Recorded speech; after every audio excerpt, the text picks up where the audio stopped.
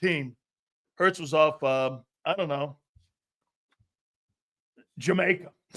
He had to go down there and cure cancer or something. I don't know. I don't know what's going on. What do I know? All right. But hey, John Morgan at 4:30. And Chris Hinton. Miles Hinton was signed by the Philadelphia Eagles. I love that. I love that video of Jeff Stoughton calling him. That's out of respect for the old man, too, which was, I thought, pretty cool. All that being said, guy's doing a super job. He is my friend who got over 17 million views on a take. And now everyone is dumping shit on him. And I love watching him try to maneuver himself through it. You get Mr. Grumpy in the morning too, going, hey, fuck it, everyone, the stupid opinion. I know, John, I got it. The man who is now in line after Angelo Cataldi, Howard Eskin, Big Sales. Here he is, folks. Big Z. Zander Krause. How you doing, man? What's up, Big Sales? How you doing, brother? Hey, man. So, all of a sudden now, man, taking a little heat, taking a little fire. How's it feel? Oh, it feels good, man. It's all good. You take an opinion, you have an opinion and a stance in life. People are going to like it or they're not going to like it, but all good either way. Absolutely, man. No question about it. So it's 24 hours after the fact. You know where I learned that from, right? I learned that from a guy named Big Sales. I call him the bad guy. The bad guy, Big Sales. I like how you've handled it, man, because a lot of people are not going to like, again, what they don't get is people add their own narratives. You're not even talking politics. You're not talking politics, but they don't, you see, Zander, they don't care that you're not talking politics. They want to desperately. Yeah. And that's the magic of Trump. Yeah, Trump sets traps for people like Big Sales does. Do we set traps? Man, and you know what they do? Man, they're sheep. Dude, though. Holy shit. You put one picture of Trump next to Jalen, and all of a sudden you got 14 million views, and everybody, just suck out all these different. It's hilarious, man. So no, there's no doubt about it. He is funny. YouTube's right there. I've been called every name in the book. I'm feeling like Big Sales, as I said today. Good update. There you go. What do you make? So 24 hours after the fact, what do you make of the whole? Hey, dude, I got to say this. The positives, I love Big Dom there. I love the entire offensive line was there. I love that Vic Fangio. I think everyone had a good time that showed up. I love that they laid the wreath at the Unknown Soldier at Arlington. I love the whole thing, man. I thought it was a really good moment. It's a great event. It's a great for the organization. I agree. It's a great event, no doubt about it. Watching it was great to watch. I mean, look, I also have tremendous pride as being an Eagle fan. I've been an Eagle fan my whole life. We've won 2 Super Bowls in our existence. Why? That's the other part of it that I think people miss out on is, all right, half the country hates the president. All right, well, half the country likes him. And half those people are Eagles fans. So they might want to get up there and see their guy. Now, I'm not saying you have to agree with that, but I think there's a tremendous sense of pride for most Eagles fans who cheer for the team day in and day out, who've been cheering for the team for 20, 30, 40, 50, sometimes 60, 70 years, generational type of cheering. So, look, it was great. It was a great event, and I'm happy to see the team get honored for winning the damn Super Bowl because it's a big feat and a big accomplishment. So good for them. What'd you make of the defense pretty much no-show, and what'd you make of Jalen Hurts not being there after the fact and the piling on of the hatred towards Saquon Barkley, who was instrumental in you winning that Super Bowl, and your quarterback, like I said yesterday, I don't care how anyone can dissect it, they split the room. They made it political by the people that didn't show and the people that did. The entire O-line showed up. I mean, Barkley showed up. The head coach showed up. Yeah, definitely a political nature to it for sure. I mean, at the end of the day, I'm over it. I've been dealing with this for the last 14 hours, and I got all these people on my Twitter. I can't even go on my phone. Every time I go on there, there's some dude calling me another name. I'm like, all right, do you have anything to add to the conversation besides that I'm a suck out or whatever the hell you want to come up with? So listen, I think he should have went. I think it's different for the other players. I don't really care about any of the other players. I think as the quarterback of the team, you should lead your team in good and in bad, in preparation and in celebration. And the team was honored on a world stage. Again, people will say to me, oh, it's not a world stage. It absolutely is. Oh, It absolutely. absolutely is. People outside of Philly consume it. World leaders watch what goes on at the White House. That is the bigger that is a more broad stage than them going on a Why parade do in you think the Philly or any president of of the those things. United So why do I you just think would have liked to see Hurts up there. That's all. That's really why what it do you think boils the down. president of the United States invites dignitaries to the White House so they can be seen on a national Yeah, stage? exactly. No, excuse me, a world stage. That's what being invited to the White House, whether you're the premier of Canada or whether you are somebody from another country. That's why Zelensky shows up at the White House. Yeah. It's a world stage. You Yeah. were And I on the think, world stage. I think my boy Shady too brings up a good point too, and he was commenting this earlier. Shady Westbrook Montgomery, appreciate you, brother. He was like, "Look, I I pay for I'm a fan of this team. We're paying fans of this team. They represent us up at the White House. They represent the fans of the team too. And it would have been nice to see everybody go, not just Jalen, everybody. But I understand that it's obviously turned into what it's turned into, the complex nature, the political. I get it. All right, I'm done with it. I mean, whatever. You guys want to give everybody a way out on everything. That's fine. You can hold that opinion. I'm going to say that they should have went, and certainly I think Jalen Hurts should have went. Absolutely, man. I mean, it was a great missed opportunity for the guy, and we'll see how this whole thing, if it has any impact. Probably won't again, but again, what you do is what I didn't like about it is that you're painting now Saquon Barkley to be some bad guy. And it's just I don't get it. I mean, people. I mean, he's friends with Obama and he's friends with Trump. I mean, isn't that what being a celebrity is all about? You meet everyone on both sides of the aisle. I mean, Yeah. that's what being. I don't know. I don't get it. Well, All that's right. part of being a leader, brother. You're gonna have people you're leading that have different opinions, right? There was 30 guys or whatever it was, 40 dudes who went to that White House yesterday. Do they not matter? Everybody's telling me, oh, he's leading the dudes who didn't go. I'm like, what? The dudes who were sitting at home on their couch? The fuck did they need a leader for? They're fucking sitting at home on their couch. With half the team is being celebrated for their accomplishment. Are you the leader of the team or are you not? Go and lead the team in a public display like that. Be there. Now, a bunch of people are saying he's on his honeymoon. I'm like, where'd you get that? Twitter? I don't know where he is. Hey, He had time for Time Magazine. He had time to go on The View. He had time to go to Disney World when it was all about him being the MVP. Wait, the team gets put up there? All right. I think the leader should be there. And I don't have any, if people don't agree with it, that's perfectly fine. A lot of people bring up the Tom Brady thing. I said the same thing. I think Tom Brady was stupid for missing. I think Jalen Hurts should have went. When you're the leader of the team, I think you got to go. But I get you, Boulevard. Brady did skip, and it's obviously viewed now differently now than it was back then, obviously, because of where we are as a partisan country. that's right, man. Both View and Disney, they're liberal places, so probably fit his agenda. Hey, Well, man, who else was up there, though? Remember. And I think Jalen Hurts is a fine young leader. I think he's a good football player. I think he's been one of the most instrumental players that this organization has had in a long time in the success he's had in his first 4 years. Jalen Hurts was the only one talked about on The View. Jalen Hurts was the only one getting pictures at Disney World. Jalen Hurts was the guy who's been talked about, the Super Bowl MVP. Wait a second. There's a moment for Cooper DeJean to get highlighted on the world stage. There's a moment for Reed Blankenship. There's a moment for Jordan Mailata. There's a moment for Mekhi Becton. Don't you think Hurts being there at the White House could have given those other guys too a lot more visibility, where people can got a chance to know who Cooper DeJean, Lane Johnson, some of the other guys on that team were too? Because when you have a polarizing now figure like Jalen Hurts and a more recognized player like that, when you have when Mahomes showed up, he didn't like Biden, gave him a jersey, was there for the team. Anyway, I'll tell you what I'm going to close it with is this. Those two dudes ain't pulling that bullshit on Nick Saban. 2018. You're going to get in your suit and you're going to show your ass up there in the White House with your football team because they're not pulling that shit on him. Yep. So it was completely political. All right. So let me throw this at you here. I'm going to go back over because these are some post-draft questions that I have for you, Big Zay.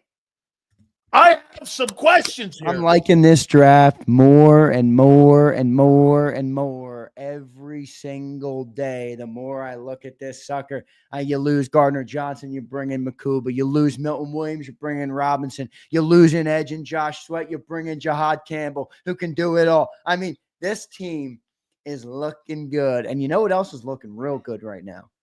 Is the no-holes defense. It is no longer the Limburg cheese defense. That's fake news. Yeah. That is fake news. And now, Pick me up when they get a helmet. you have the burden of proof. Last year, they were a crappy defense. No, 2 years ago, they were a crappy defense. They got to show they can play.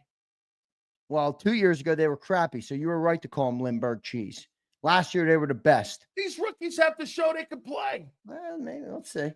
That's right. Get a helmet first. Then call me. All right. Let's go here. Hi, Junior. What are you doing at tight end, kid? I don't know. Especially after Kittle just got 19 1 year. I think they're bringing Goddard back. What are they doing? Wait a minute. I'm going to show you something here. So since 2021, Goddard's got 212 catches in a shitty passing offense, and Kittle's got 274 in a high-profile passing offense. I don't know about you. One guy played 15 games. The other guy missed. Oh, these are missed. Goddard missed 15 games, and Kittle missed 9. I mean, guy in Arizona just got 18-5. I know, but I think the Eagles have. Look, he is under contract, Sills. Like, what, you gonna hold out? No, I'm gonna go to work like Javon Hargrave, and I'm gonna go bye-bye. Who, with Goddard? Yeah, no, I'm going to leave. You ain't got no strings on my ass. But Goddard's under contract. There's three things they're going to do. Right now you could do. You can either cut him June 1, keep his ass, or trade him. What are you doing? It's one of the three. If they keep his ass, who's got the leverage? Fantastic. I'll take my $14 million, go in the open market, because this guy at 32 just got 19-1. But you get him for the year. Okay. All I want you is for the year. Oh, okay, good. So you're chopped liver to me after that. There's no long-term plan. No, I get it. Well, listen, here's where I agree with you is I don't know why they didn't draft a tight end this year, because even if you do work it out with Goddard, you're going to be in the same position next year where you're wondering, what do we got? Oh, now we better draft a guy. I think they should have brought in somebody to be a developmental guy to be there when Goddard does leave. But ultimately, they didn't do it. Maybe they got different plans. Maybe a 2-year Goddard extension is coming. Who knows what the Birds have planned, brother? They're not paying that guy $19 million when a quarterback can't even find him in a game. $19 million. Why? Because George Kittle got $19 million? Okay. Dallas Goddard's not the player George Kittle. Okay. 17. 14. Okay. 14. 14. Take it or leave it, guy. 14. Take it or leave it. I'll leave it. All right. What do you think? What do you think? Honestly, have fun in Arizona. What do you think Goddard's numbers would be in Cincinnati? 800,000. Yeah. Okay. Well, he's got Jamar. He's got T. Higgins in front of him. They already have a tight end there. I mean, it wouldn't be that big. You don't think that guy would have 800-900 yards receiving in that offense? 600 here. Yeah. Joe Burrow throwing the ball 3 times more than the Bengals chicken arm Hurts. Let's go check the Bengals stats before we let Sileo come up with some bullshit. The tight end last year had 665 yards. Great. 665. And get this, in an offense where the quarterback throws the ball almost 700 times versus a guy who throws it 6.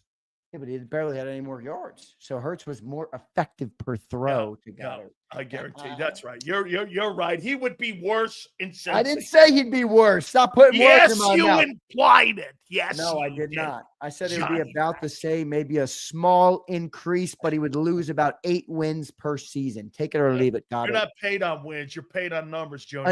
An extra 88 yards to be one of the worst. You're paid on numbers, not another wins. 88 yards, and you can go to Cancun a month earlier. Number 2. Maybe that's what Goddard wants. What are you doing with your boy Jordan Davis? You got until Thursday to figure this big one out here. A couple came down today too. The Chiefs picked up their boy. Both of those guys. They picked up Trent McDuffie and George Karlaftis today. A couple other guys who were in Jordan Davis's draft class got him picked up today. So I keep saying to John, he's like, "Oh, it's gonna come." I'm like, "Well, John, if they know what they're gonna do, what are we waiting for here?" Right? What are we waiting for? So I don't know what's going on with Jordan Davis here, but They got 2 days to pick up the option. I think Sileo is frozen up on me. I don't know if he's dropping out of his own show. Oh, no, you're back. You're good. Yeah, no, Yeah, what you're happened good. there? No, you're good. You were just That me? frozen. You're good. Yeah, so Okay. Jordan Davis got 2 days to pick it up. I don't know what they're waiting on. Don't you think it's kind of messed up as a player? Like Jordan Davis is probably like, all right, are they picking it up? Are they not picking it up? He's watching all his draft mates get their option picked up. Do you think they know? Do you think he knows it already? Do you think they've told him? That's what John insinuated to me, that he thinks he knows it, and he thinks that the Eagles knew what they were doing months ago. And I'm like, oh, really? I don't know that. Well, why? What are they waiting for then? Just trying to work out a deal? Maybe they're trying to work out a deal. Maybe they're trying to work out an extension for him. Yeah, right. Maybe that's plausible. They could be trying to do that. So, but we'll see what they end up doing there. I think it's a tough decision, but and I don't really think Ty Robinson makes life easier after Jordan Davis, because you do have to factor in the guy was a run stuffing machine. He was a good run block. He was a great guy in run defense. So if you lose that, what do you become? And with life after Million, with life after Josh Sweat, with life after Brandon Graham, how is your team able to stop the run if you take that guy off the roster? We haven't seen that. In fact, it might be ugly. So I don't know if I would make that move yet. I think I'd probably pick up that option on Jordan Davis. I heard your kid on the show today talking about the draft. Come on, give him a little respect. Caden, yeah, he was good. Sure, okay, yeah. Let me tell you, though, the difference that what he does and what Vic does. He was cookie cuttering the kid coming out of college. When Vic gets you, man, I mean, he didn't even know what Zach Bond was. Zach Bond came to the Philadelphia Eagles as an outside rusher. And all of a sudden, he saw what the guy's skill set was and said, I think there's a better opportunity at this guy. If he's an inside off-ball linebacker, let's put him in there, because I think that's – because he doesn't put any kind of limitations on the guy, because he looks at a guy's skill set. Same thing with Ty. I think Ty's going to be given an opportunity to win that job with Moro Jomo, but I also happen to think if he doesn't win that job with Moro Jomo, don't be stunned if he doesn't get reps sitting in there on the nose, because he knows how to play it. Is he 340 pounds? No. But he plays with better leverage. And I'll tell you one thing he does better than Jordan Davis. He stays low, and he doesn't play high, and he doesn't get driven off the ball. And what's the most important thing to Howie? It's cheaper. So, I mean, keep an eye on that, dude, because Vic had Q in the slot in the exhibition season. Yeah, it's true. Dude, he had James Bradbury at safety. He moved all those guys around, man. That's the magic of him.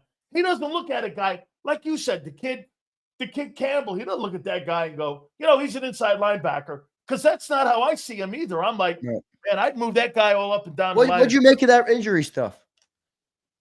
Okay, here's what I said about it. You guys said plural shoulders. I'll ask you. You think this is the right time to make those gambles when you got more question marks on defense than you did a year ago? I get it that he drafted Nolan Smith and Jacoby injured. I get it. Is there a guy you would have taken at 31 over Jahad Campbell? No. But is there a guy I would have took over him that I'm sure would have been there? That would have been my conversation. Yeah, but like you always say, man, these are lottery tickets. Jahad Campbell was you had four of the 6 numbers already, right? And he's that much better than all the other lottery tickets. I think you got to take that player. I mean, it's best player available, right? You want to fall into the trap of, hey, I don't like Campbell, but so let me just take the guy. I didn't say I didn't like him. No, I know you didn't say that. I'm just saying, in terms of taking the shot, or is the team in that position? Well, if they weren't, I just don't see the alternative. Like, let me ask you this: if they didn't win the Super Bowl, do you think they make that gamble? On Campbell, I do. I still do. I think him falling you'd be at 31 probably. So if you lost the Super Bowl, because Lord knows we were going there. The shitty ass Commanders weren't beating us in the NFC title game. What did we beat them? 55-0 or something? 31-32. You would have been somewhere in there. Yeah. All right. So I think we would have taken them. I do. I mean, now 31 anyway. Do you think they would have played the offseason differently if they lost the Super Bowl? I don't think they would have played it that much differently. No. I don't think they would have signed Milton. I don't think they would have signed Sweat. I think their priorities 26 and 27. Well, there's still a priority this year. You don't pay Zach Bond if your priority is not this year. Okay, yeah. I mean, I think that was important to bring back, because you had to try to do something this year and make sure you're trying to Well, you do have $180 million offense sales, as you tell us every third day. 288, not 188, 288. Okay. 288, Junior. Is that what it is? It's not 288, is it? Okay. Yes, it is. Okay, look. 50 for the quarterback. 50 for the two wideouts. Wait, no, excuse me, 60. More than that. Yeah, it's 60. Closer to 60. That's 110 with 3 players. Both your tackles are 50. 25 apiece. Your left guard is 20. That's 180. Your running back is 20. That's 200 million. Your tight end. Saquon earned that contract. Your tight end is 13. That's $213 million on one side of the ball and 9 players. How you doing? You know, let me bring something up here that's interesting to me from an overall perspective on this Philadelphia Eagles team is if you look at the way they're building on defense, they're building for the new age NFL, right? They keep drafting these undersized, fast players, high upside, big traits, fast, athletic, good instinct, don't really care as much about their size, right? You look at the offense, they're almost building it like the opposite way. Counter. Like, it's like the old school way of offense versus the new school way. So the defense they're building to stop the modern game, yet on the offensive side of the ball, they're building in not the modern game. It's almost the old school game where it's ground and pound, get the big offensive line, get the good running back, and let them take you to distance with a quarterback who only throws 2,900 yards. Like it's John said this on one of our draft shows. He's like, I wonder if the Eagles defense would be able to stop the Eagles offense. No. And I'm like, no, they wouldn't. No, nobody's stopping that O-line. But no. you bring the point up of this. What they've done is pretty. No, not what they've done. What they fell into. Because they didn't build this team this way. This wasn't all of a sudden a change that they were building their offense this way when you're paying perimeter guys the way you're paying them. What they're doing now, though, every NFL team got away from being a physically dominant running attack, and they are completely taking advantage of the undersized linebackers and defensive linemen in the game today. And you can see that now. People are seeing that the linebackers in the game are small, they're undersized. The edge rushers, small and undersized. Well, fuck, dude. When I've got the most expensive offensive line in pro football, you got a Ferrari in that O-line. And you're just running people like you're at 24 Hours of Le Mans. You're running people off the track with that offensive line. Let me get to safety here. Yeah. What's more important to Vic Fangio, you think? Extending Jordan Davis or Reed Blankenship? Jordan Davis or Reed Blankenship? He's also opened up for a contract extension. I got to go Jordan Davis here, right? Even though Vic says he's our quarterback back there. Well, yeah, that's a good point because he is the communicator on the defense. He is the communicator with the defense. So, and one guy plays 20 plays. I think I still want to go with the guy who stops the run. If you can't stop the run, what can you do? Communication on the back end doesn't matter if they're gashing you for 8 yards a carry. Well, let me ask you this then. Who's the number one most important defender on the team? Jalen Carter. Jalen Carter. Fair enough. Zach Bond too? Yeah. Okay. Last year he was. We'll see if he is this year, but I think he will be. 3.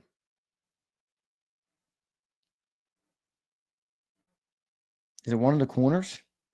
Q? I don't know. It's like you point out, it is zone, so I don't know where the priority comes. It might be another defensive lineman. It might be an edge.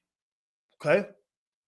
Might be what Josh Sweat's role was last year, which is what Jahad Campbell might be. No. Who right now on your defense is the third most important defensive football player to pick? It might be Reed. It might be Reed. It's Reed. Okay. It might be Reed. Let's go just to 5. Who's the fourth guy you would take? Probably Coop.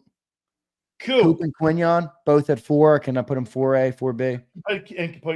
Okay. I think you got to have a corner in there, right? I mean, yes, absolutely. Yeah, I think you got to have a corner. Okay, so you've got your nickel, you've got your corner, you've got Reed, and you've got Bond, and you've got Jalen Carter, and you want to extend Jordan Davis over one of those 5 guys? Yeah, probably not. I think you might have just beat me out in that argument in about 8 seconds flat. I don't know how you're going to pay. And I just look at it and I'm like, the old school adage in football is if you can run the ball and you can't, and you can stop the run, you can be a competent football team and win football games. I just watched the team have one of the best seasons in history because you're not wrong. They could stop the run and they could run the ball. So if you tell me that you're going to get rid of Jordan Davis and then we can no longer stop the run, my mind now opens up to how valuable is Reed Blankenship if you can't stop the run? Like in the defense as it is, Reed is third. But if you take Jordan Davis off that defense, what does Reed become? It might drop down because your defense can't stop the damn run. You know, now you're looking at defensive linemen all over the board like most teams are. So I don't know. That's a tough one. But I do think, I don't know. It's not going to be one or the other. How about that? They're going to pay him both. Okay. I do. I think they're going to pick up the option on Davis and pay Reed.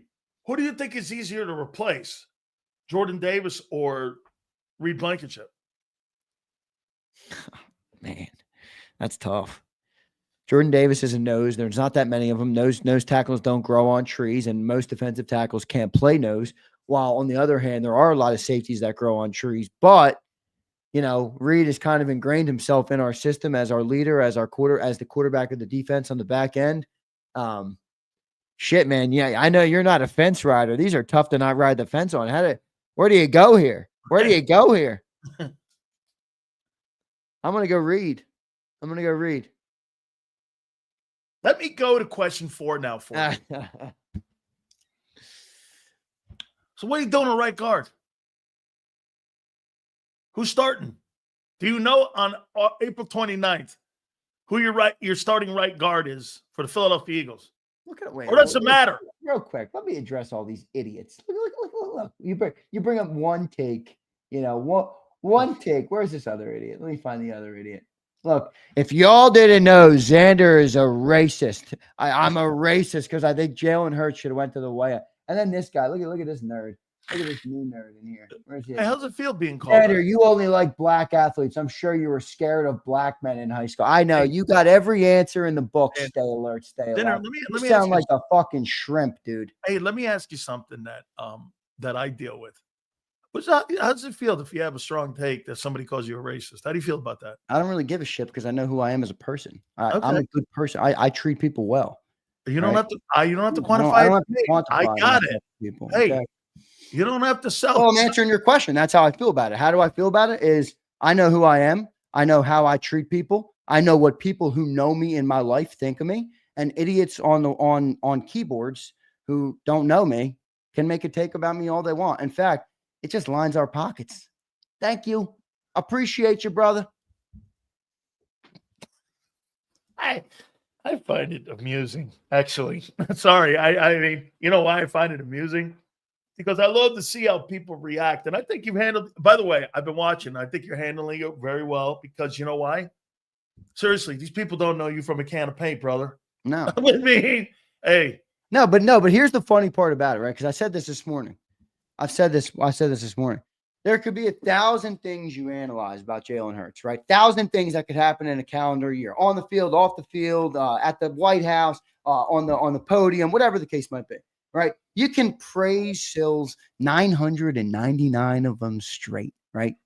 I say, man, I wish Jalen went to the White House. Now I'm a racist. I'm a KKK. I'm not a good person. I'm like, oh my God, holy shit. Now if I analyze football, if I don't agree with every single thing somebody else does, I'm a bad guy. I'm this, I'm that. Man, shut the fuck up. All you people, have some depth to who you are. I mean, seriously, people say, like, you're just walking a monolith is what you're walking. Seriously, somebody said to me, we're your audience, we're your customers, and we're telling you this is a bad take. And I'm like, so you want me to just give takes that I think my audience agrees with? What is that, prison? I'm not fucking doing that. I don't give a shit if you don't agree with me on one take. It's football. We're talking about football. We don't agree on something. Good, move on. Like, remember this, Zander. If you don't stand for your own shit, you'll fall for everything. You got to stand for your own convictions. I mean, look at Roland. They want to be racist and black folks should be quiet. Can someone point to me where I've been a racist?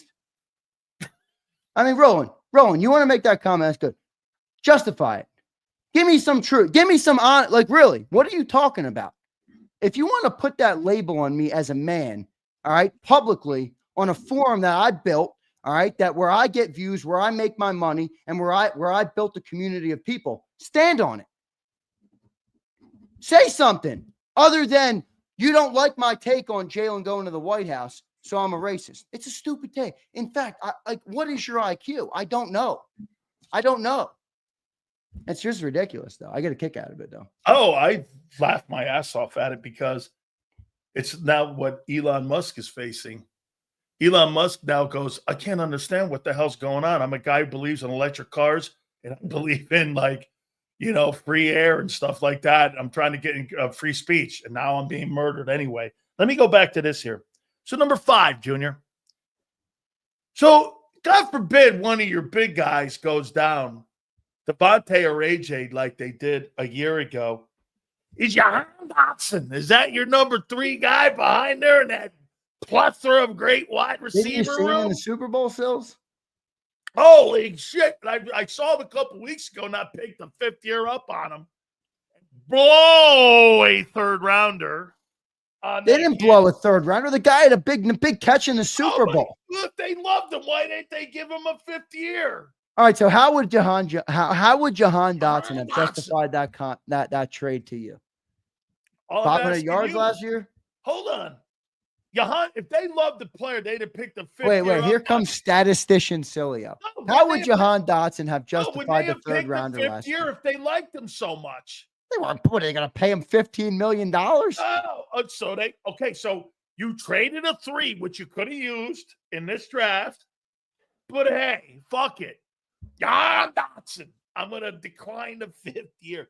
So how you feel about your wide receiver room outside of your 2 dogs? Well, I think it is thin outside of that, no doubt about it. But you think they sign a vet? Terrace Marshall, they brought him in. Jahan Dotson. What about Johnny Wilson or Anais Smith? You like any of those guys? Dude, I'd like that kid they let go and is up in Washington now. I wish they would have kept him, the kid they got from Atlanta. Ojalama. What was his name? Ojalabra. Oh, Zacchaeus? Yeah, I liked him, man. Kid, man. I went to high school with him. He was good. Good player, man. He's a good player. He's kind of slept on everywhere he goes. Even the Commanders, I think, let him go this year. I thought he was pretty good for them last year. I guess everybody sleeps on him. Washington let him go? Yeah, Washington let him go, I think. Huh. That's ridiculous. Man, I like him. I'd resign that guy. Yeah, he's a cool dude. Yeah. But yeah, he's with the Bears now. 27 years old. He's with the Bears. He's their 3 wheel now? I don't know if he's their 3. They got a lot of dudes there, don't they? Yeah, they do. Yeah. How many receivers did the Bears have, for crying out loud? Look at that receiving room. They got they got DJ Moore, Roma Dunze. Who else do they got? I think they let Keenan Allen walk. Yeah, Keenan Allen's gone. Let me look at the roster real quick. Yeah. Yeah, I think they Maurice Alexander. I don't know if he's anything. Yeah, he's all right. Miles Boykin, Luther Burden. Those are a bunch of good dudes. They're not great. Luther Burden, they just drafted. Yeah. That's a kid from Missouri. You got DJ Moore, Roma Dunze, and a 1st-round draft pick or 2nd-round draft pick. Yeah, you're good. Luther Burden. He's probably not getting much. Olamide Zacchaeus there, but he's a good player. I do like him. All right, number 6. What are you doing with Bryce Huff and his $18 million? Bryce Huff, I think you're just letting it go the year. I mean, you're probably going to ride him on the pine and just take it because you don't get anything out of cutting him. I mean, maybe they would go down that route if they think he was a locker room, distraction. I don't think he's going to be that. So they'd probably just ride him out and move on from him after next year. Howie signs 3-year deals, but all of them have an out after 2 years. So you're going to have an out after 2 years, obviously, coming up here. And I think you get out from under it after this year and you let him walk. My question is, does he have any impact at all this year? I don't think Vic Fangio likes him very much. So I don't know if he even does anything for you this year. And that's a killer when you're trying to build a defense right now and cost cutting at the same time. Will Dean be ready? Week 4. By week 4 is my latest. Okay, who's starting at your inside linebacker? Probably either Trotter Jr. or that rookie Mondon if he really has a good camp. But I mean, he's a 5th rounder. I think you got to give him a little time. I do like the upside on on him. So maybe he would be the starter, but I think it's going to be Trotter Jr. I think they like Trotter Jr. a little bit more than people realize. I think he's actually won them over a little bit. You remember they were thinking about going to him when Nakobe went down in the playoffs. Obviously, they went with Warren Burks and it worked out, but he was up for it. So I think it'll be him to start the year. The other thing is there is an outside possibility that Bond is, or that Dean is ready to go. He was ahead of schedule on his recovery. We obviously don't know anything now in the offseason, but we'll see at the start of training camp where he stands. Kyle McCord, what does that mean for Dorian Thompson-Robinson? You think they whacked that guy? I think he's done. Yeah, I think he's done. I think he's gone. They traded for him. I think that trade, looking back at that CJ Gardner-Johnson trade, that was a weird trade. Like they legitimately just basically wanted to cut him. I mean, that was basically what they did. They traded him for Kenyon Green, and you know, that was a weird trade. And then you had the Pickett. It was Pickett in the trade for Dorian. Is that what it was? You traded Pickett and a pick swap for him and Dorian. That was odd too. So I think Dorian's probably gone and McCord's in. I like McCord though. I mean, he went to he's a St. Joe's prep kid too, which is pretty cool, but he's back. He's a pro style guy. He stands in the pockets and delivers, man. He's the type of guy who will stand there, take a hit and deliver the ball downfield. So I think by next year, he'll probably be your 2. Maybe if you want to trade Tanner McManning. Yeah. All right. Here's another one. So let's use you for an example here. Big entrepreneur, has a big company, building it up. You got a controversial guy on your payroll and you got a really big person. I hear about it like 42 times a day. Yeah. Okay. And this guy is just a fucking monster in broadcast. He's a monster. Zander gives him a new contract. Are you not going to put that out there for everyone to see? Where the fuck is Nick? Where's Nick's deal? It's April 29th. You're telling me they're secretly covering deals? And not if he's the highest paid guy, according to John McMullen, in the history of the National Football League, makes him one of the highest paid coaches in a North American history. Do you realize if you pay him $20 million a year, he will be the highest paid coach in North American sports history of the Big Four? If you pay him more than Andy Reid. Where is this contract? Is he getting that? You think he's going to become the highest paid coach? Hell no. He's not worth that. No, Angelo's off the he's off the aircraft carrier on this. I mean, here's the question on this. You're going to pay him something. Here's the question on this. Never underestimate how much Jeffrey Lurie and Howie Roseman enjoy him as a lapdog. But they do enjoy being right too. Well, no, but they enjoy him as a lapdog. All right. Yeah. They were right on the 2017 Super Bowl, but they had to cut waste after 2020 because Doug Peterson wanted to put his foot in the sand on one thing. Not everything, one thing. Now, granted, there was a couple things that led up to that moment. I think Doug was a big part of the reason they drafted Jalen Reagor, and obviously Howie took all the heat for that. So maybe they gave Doug a little bit of power going into that year, and he obviously didn't do well with it, and they moved on from it. But again, Nick Sirianni's not that guy. Nick Sirianni is not an upset of the apple. He's no Big Sills, all right? He's not upsetting the apple cart. So I think they like that. I really do. I think they like that. And obviously he's won, man. To the tune of what? At the end of the day, though, Sills, he has won. Like, you know, yes. What do you define? What do you judge a coach on? I would judge a coach on whether he's won and whether the guys in the locker room who play for him, you know, believe in him. And I've never, ever seen an instance where I thought the locker room bailed on him. You know, I really didn't. Maybe you could point to 23 a little bit, but last year, you know, you could tell the players were playing for that coach. And I think that's a big part of it. And you got to look at it like that. And he has won a lot. I mean, I know he's got a good roster, but not every roster that's good wins a lot of games. All right. So I think he's won a lot. And I think you're going to pay him probably pretty close to that 20 million, maybe 18. I mean, Liam Cohen's getting 14. You're not going to tell me you'd rather have Liam freaking Cohen than Nick Sirianni, are you? I'm trying to figure out his value because to me, I mean, you've had 2 coaches in 8 years take 2 teams to 2 Super Bowls and win them. I mean, you know, someone trying to convince me that the Eagles wouldn't be the Eagles right now if Nick Sirianni wasn't in the building. I think that's fucking crazy. I think they would be the same. Dude, I think the Philadelphia Eagles would have did exactly what they did a year ago, with or without Nick. I mean, it's how they build it. Right. Because you know one thing that they're really great at? Hiring head coaches. They've never hired a guy with a losing record. Almost everyone has gone to a Super Bowl or won it. I mean, they do make good hires. So what's the value? My question is, what do the Eagles look at him as a value? I happen to agree with you. I think that that's a big deal that he gets along and goes along, because in today's NFL, I think that's a standard across the league. I don't think that's just a Philly thing. Okay? Then you have to determine who was more responsible for the team winning last year, Nick, Kellen, or Vic. And if you were ranking them, where would he rank? He would rank Nick.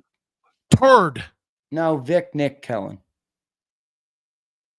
Kellen Moore got a head coaching job because he revamped the offense to be a running attack. You think it takes a genius to hand the ball to Saquon Barkley behind that offensive line? So-called genius in 23 when the ship and the wheels fell off. They didn't have Saquon Barkley. What are you talking about? So that's Howie then. Well, it's always been Howie. Okay, well then to me, I mean, hey, he would be third. It would be Vic, Kellen, and old Nicky. He'd be third, whatever. No, I got Nick. I got Nick. So behind his Dick. value is, you think he's the highest paid coach in North American football. So you think Kellen Moore is going to be a good head coach? You think he's going to be better than Nick? No, he's not in a better organization. You're telling me you don't think Kellen Moore would have been a good head coach in Philadelphia and would have done the same shit that they did a year ago this coming season if it was Nick or Kellen at the helm? They'll do the same shit. They're going to run the ball. But again, he has the title. The name on the door is head coach. What's the value to that? 18 large. That sounds right. 18 sheets. I put him in the room right now, salary-wise, with John Harbaugh and Tomlin. Yeah, that's where I'd go. John Harbaugh, Tomlin. You're not Andy Reid. You're not Andy Reid. No, I don't think anybody is. No. So go in there and get that 18 million. I think that's plenty. You think he's Sean Payton? I've never been a huge. I'm not either. I think he's overrated. I'm not a huge. Yeah. What's he done without Drew Brees? Well, I mean, he made Bo Nix look pretty good last year. I'll give him that. He did. Yeah, I think he's right in that room too. I mean, what's Sean Payton make? He makes a lot though because he's got the cash. 19.5. Yeah, so I'd probably go there too. I'd rather have Vic. I'd rather have Sirianni though. Than Payton? Does Sean Payton get locker rooms to play for him like Nick does? I don't know. He kind of strikes me as an unlikable dude. I don't like him. Now, I have personal reasons. I don't know him. I have no personal relationship. I don't know anything about the dude. Yeah, so I can't. He was a scab in 1987. He crossed the picket line on us when he was a scrub quarterback, and he crossed the picket line. So I'll always hold that against that guy. I didn't know that. That's good intel. He crossed the picket line. He's a scab. So cost me $45,000. So I'll always hold that against that turd. All right. Z, let's read these supers. We got John Morgan coming up. Oh, yeah, let's do it. Fly Eagles checking in. I don't like them calling either of you that. I've been hearing that mess with Sills forever. Have your own opinion, but damn, no race crap, guys. Yeah, it's not, just not that. It's again, it's tiring. I think it's truly stupid. I think people that know who we are know that we're not that. Because they know people hide under their desk. It's 2025. I mean, really? I mean, by the way, I was whatever. I'm not going to get into it. Anthony Wilson says, I disagree with Zander and Sills on this topic, but guys, stop with the racist crap. Calling everyone racist makes it hard to call out the true racism. Neither of these men are racist. That's the best take about the whole thing. I love Anthony. You take a real problem and you conflate it with not that at all. Prince says, this is how I know Zander. Geez, 3 straight super chats on race. This is how I know Zander is not racist. He doesn't defend it by listing his black friends. Real ones know who's who. Just be a good person, Prince. I judge people on their character, not on what they fucking look like. In fact, I don't give a shit what they look like. Anthony Wilson checks in. Being the Eagles QB is what he does, not who he is. Maybe who he is as a man could not stomach being in the presence of Donald Trump. Well, that's fine, Anthony, but just acknowledge then that he put those personal convictions before, going and leading the team in that moment. You can, again, that's fine, but call it what it is. You put the personal before the team there. Anthony, why didn't he have the ball sack to go exactly what you just said? I don't want to be around the guy. That's okay. People say that all the time.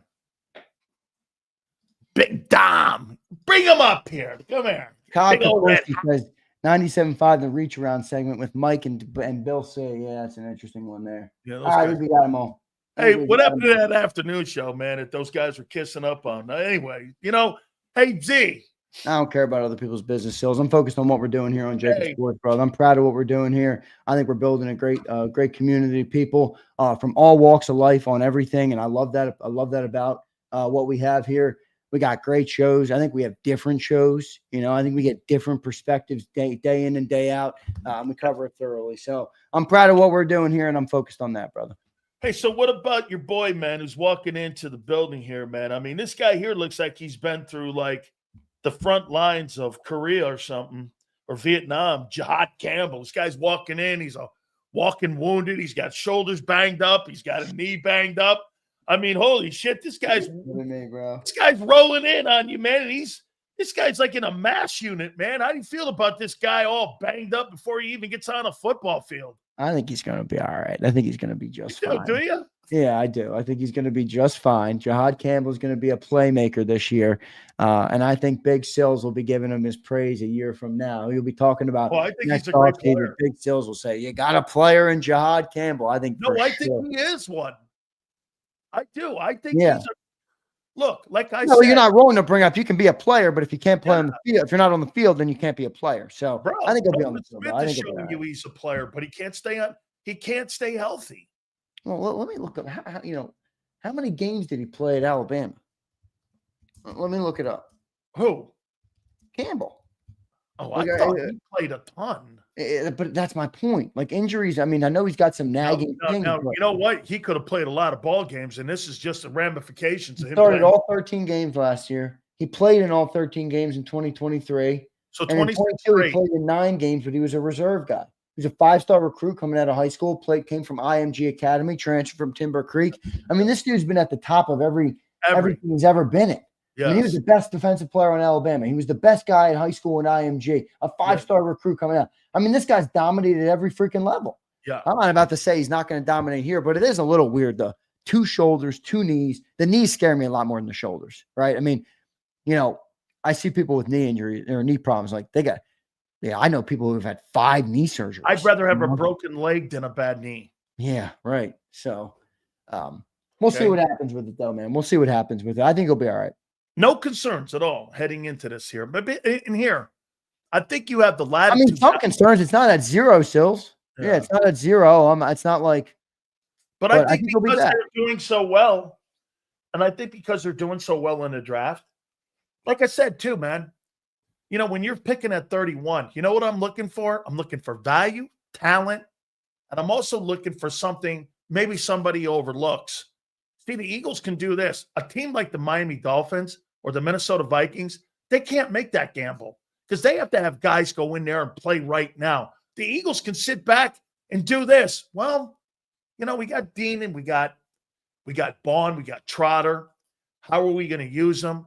Do you think they knew what they had with Cooper DeJean right away? I don't think they did until the kid got in the Minnesota game. Yeah. I don't think they knew it was going to be that good. I'll tell you that. I mean, Cooper DeJean was a big part of changing that defense around post-bye week. I mean, he was a real player in year 1. I don't think there's no way you're telling me anybody expected him to be that good in year 1 for Cooper DeJean. So now I know here's the thing is we did have the major slot issues in 23. So I think we were all excited for him to get out on the field because of the issues. And they were still there at the start of 24 last year before Cooper got in there. So, but I mean, he really turned it on. So we'll see. We'll see what Campbell can do. I think Campbell can be a great player. One last thing here on the man time of the year. You think there's any kind of conflict in the locker room? No, I don't.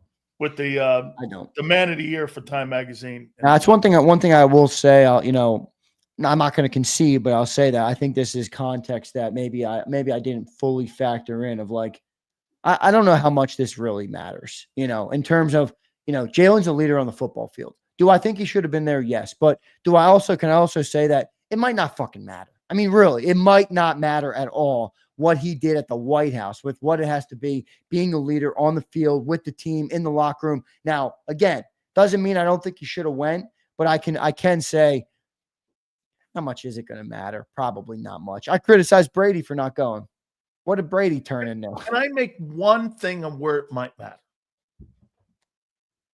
You know, I remember Britton Covey talking about accessibility with your teammates, and that sometimes it was a little bit harder to get accessible time with him because the Eagles kept people away from him.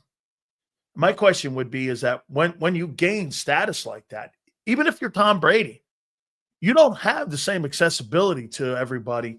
Brady went out of his way. Remember what he did when he went to the Bucs? He got all 90 guys' numbers and names, and he contacted each and every single one of those guys because the number one thing that made Tom Brady the greatest player of all time, in my opinion, is that Tom Brady was the greatest teammate of all time. I've never heard a guy, unless it's a lunatic like Antonio Brown. Have you ever heard anybody talk shit on Brady as a teammate? But he was definitely a certain type of cat. You know, he was not Well, I probably wouldn't not. want to pattern myself after He was that. probably not an easy guy to be teammates with. Like he With all the probably, fame. No. yeah, probably pushed you. Probably expected excellence on every rep.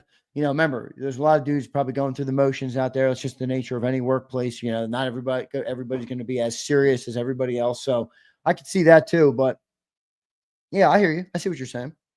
I mean, so again, that would be just for me something. Do I think it makes him where people aren't going to go in there and know that he's their guy and all this and that? No, but I think it makes for a really interesting dynamic where Saquon Barkley is there with his team in the offensive line. Hurts is not there with his O-line. I think that's a bad look. Let's just take the White House and everything out of it. You're not there with the people that made you. The people that made you, Jalen, are the guys in front of you. That team is built by that group of men. And you know why we know that? Look at the money. Look at the draft picks. There's Hall of Famers. Bro, there's more Hall of Famers in your O-line than there are at any other position on your football team. Who wins the right guard spot? Great question. I would say I can't say I'm not stolen on Tyler Steen. Oh, I don't think he wins it. I think the guy who wins that job, it's either going to be the guy in Houston or one of the kids they draft. And it's not going to be that kid Kendall. It'll be the kid either Hinton or it'll be the kid from Houston that will win that, and they'll swing that. Trevor Keegan. Yeah, I haven't seen anything on Keegan yet, Daz. Like, he didn't play last year. I haven't heard anything, but maybe. I mean, obviously he's going to be a part of the competition this year, but I don't know. One last thing before I get you out of here. John Morgan's coming up. John's coming. He just texted me. Here he is. Before I ask John Morgan this, there's our friend. He's getting ready. I'm going to ask you because I'm going to start this off with John. What'd you make of that whole thing that the NFL owners took Shedeur Sanders off the board? Yeah, according to Boomer Esiason, and we're getting on tomorrow. Yeah, it's one of those situations too where there's so much information around it. You don't know what's real and what's fake. I think Shedeur Sanders is obviously a lot better than a fifth-round quarterback. I told you all up to the draft process, I would have taken him. I liked Shedeur Sanders leading into it, and I don't know what happened there, man. Fifth round? His dad polluted it. Yeah, well, I guess so, but I wouldn't have let that pollute it. But I understand that it's a complex thing. It's a big business. It's $1 billion organization. The quarterback is the face of the football team. You know, you bring that guy in. I think where it got hard in round 3 is if you're bringing him in to be a backup, now you got to bring it like, you know, people talked about the Eagles. It's circus. It's Tebow. Tebow. You want that circus at the backup? Tebow faced this. You know why Tebow didn't have a backup career? They didn't want the circus of Tebow going, put the kid in. They didn't want to have that. All right, Zander. Appreciate you, Sills. By the way, Chris Hinton is going to join us at 5:30. The 8-time Pro Bowl, 7-time Pro Bowler, got more than Lane Johnson, and his kid was drafted by the Eagles. Miles Hinton will be on with us at 5:30. Great stuff, Zander. Appreciate it. You got it, man. By the way, tomorrow, as I said, Boomer Esiason is going to join us along with the great Marcus Hayes from the Philadelphia Inquirer. You know the great thing about John Morgan? John Morgan, if you go on his Twitter page, it goes from politics. And I saw something with John. John does, I had a great fortune of meeting Bill Clinton at John Morgan's home. I showed you guys the invitation, the blue invitation that I get. I used to get invitations